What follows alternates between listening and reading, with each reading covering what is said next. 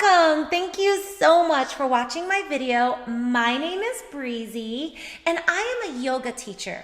I specialize in trauma-informed practices such as yoga, and I also am an advocate for those who have suffered from post-traumatic stress disorder, PTSD, in particular those who have suffered from sexual trauma and abuse. Now, in today's show, we are going to talk about how to break those trauma bonds. Now, before we get started, don't forget to subscribe and hit that bell notification, and I would greatly appreciate it if you give me a thumbs up. So thank you in advance. Now, recently we discussed the 4 different attachment styles. You can find that link to that show in today's show notes. And it's really important that you understand the 4 attachment styles because it will help you to identify what trauma bonds you need to really be focusing on. Now, when we start to do the work of our lives, we have to delve deeper into our shadow side. I like to call this yoga off of the mat. Now, as a yoga teacher, not only do I teach the discipline of using the body through physical postures and poses, and meditation and breath work, but we discuss topics like the one today because it is about creating a healthy ecosystem, about living at your highest vibration and really aligning all of your energy centers. It's really important that you do the work of your life, even if it takes your entire life. Every step you take is going to give you more and more peace. Now let's talk about trauma bonds. What are they? Trauma bonding is when you have a particular understanding, something in your subconscious that tells you that you understand, that you sympathize with the trauma that you're living. So for instance, again, with your attachment styles, if you know how you attached to your primary caregiver, if they made you feel insecure, if they made you feel secure and confident, or if they made you feel where you just didn't expect anything from them, or if you were completely neglected or abused, is going to really determine that trauma bond that you need to break. Now, usually we learn the hard way. We learn by being triggered, by being in scenarios and situations where you go, oh my gosh, I'm dating a person who reminds me exactly like my absentee father, or oh, my narcissistic mother, or whoever was your caregiver. You start to notice that your mates remind you of those same characteristics. Maybe they're highly critical, militant, controlling. Maybe they have a lot of anxiety, or they have narcissistic personality traits, or they start to make you feel insecure about yourself, or they're punishing in some way. And you can start to identify, which is the real key word, identify where in your history and where in your present that negative information is linking up. And you have to really discern this. I love journaling. I love teaching my students, my clients to journal because it starts to uncover some of this information. Really, automatic writing is really important because we're not able to stop and go, what if somebody found this journal? I don't want to write my deepest, darkest secrets here. But we really need to do that. We need to be our own healers. It is important.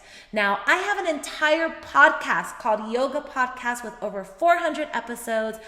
And we practice yoga on and off of the mat, and we discover different topics and philosophical theories such as today's trauma bonding breaking show, right?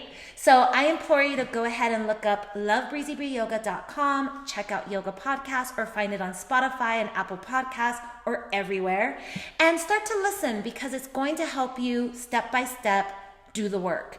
And furthermore, it's going to help you be able to discern those red flags, be able to trust yourself, check out your own wisdoms, and be able to really lean into beginning the healing process.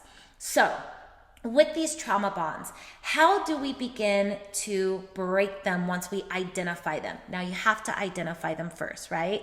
And we're going to talk about our shadow side because sometimes we are the trauma that we're bonding with other people. Now, mind you, if they're bonded to your trauma, they have that same issue of needing to break that trauma bond.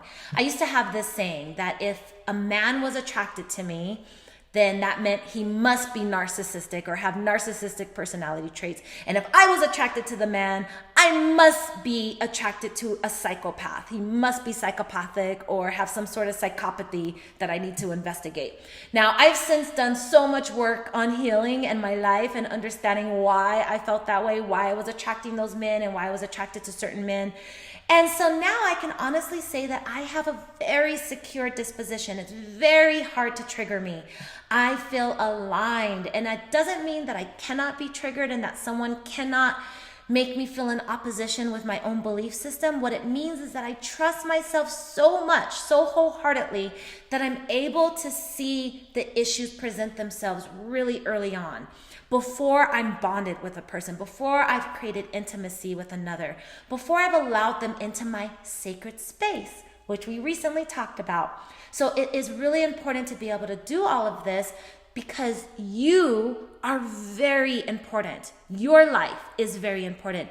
If you can understand yourself and love yourself at your highest vibration, you will invite other people to do the same for you, but also for themselves. You want to be so aligned, secure, confident that other people that are attracted to that also display those same qualities. In the 4 attachment styles that we discussed on the video, show notes, we discussed people who are very secure, they're confident, they are safe, they are grounded, they understand things. Now, everything's on a spectrum. You're not always going to be where you want to be, and there are many things that take us out of place. You know, you lose a loved one, a death of a loved one, a breakup, a divorce, you know, a loss of finances, a loss of a career, you know, illness, injury. There are so many things that can really blow things up, right? But if you know how to reground, reroot yourself, you will always make it back home. Those who have not broken those trauma bonds will lean into them. They will seek them out. They will feed off of the drama and the negative energy and those lower vibrations because that's all they know. And it's so sad because some people need to be in this world of crying and feeling anxious and, you know, is he going to come home? Is he going to text me back? Is she going to leave me? Is she going to abandon me? They need that weird anxiety to live within their deep, deep spirit in order to feel something. And you need to really investigate that. Is that how your mom or dad or caregiver made you feel? And you need to tell yourself that that's not normal, but it's okay that you feel that way. You do not need to sympathize with the trauma inducer, so to speak, right? You need to sympathize with yourself. You need to start to do the work. And that is what I am all about. That is what I teach. That is what I've learned. I've become a thriver, not a survivor. I teach others how to do the same. And there's nothing inherently wrong with what we are discussing, but we all could be living a much healthier lifestyle where we really just feel connected and we don't understand how to link up with other traumas because it's all broken. So thank you so much for watching. I hope that this invites you to watch more videos, listen to yoga podcasts, and check out lovebreezybreeyoga.com. Go in peace. Namaste.